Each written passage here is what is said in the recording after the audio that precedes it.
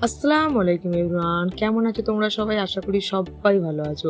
আমার ছোট্ট একটা মিনি ব্লগে তোমাদের সবাইকে স্বাগত। আজ সকালে আমাদের গাছের আম পাড়া হচ্ছিল। আর আমাদের ছোট্ট আনাস গাছের নিচে দাঁড়িয়ে এক এক করে আম কুড়িয়ে আনছিল।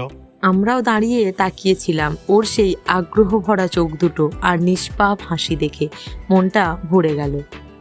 একটা আম কেটে খেলো, যেন সেই আমে ছিল শৈশবের মিষ্টি স্বাদ। এই ছোট ছোট মুহূর্তগুলোই তো আমাদের জীবনের আসল সুখ। কিন্তু আমরা চেয়েছি সেই অনুভূতিটুকু তোমাদের সঙ্গে ভাগ করে নিতে। এটুকুই আমাদের গল্প, একরাশ আম, এক টুকরো শৈশব আর তিনজনের খুশির সকাল। আচ্ছা, আনাসের আম কুড়ানো দেখে তোমার ছোটবেলার কথা মনে পড়ে? তুমি ছোটবেলায় যেরকম ভাবে আম কুড়াতে।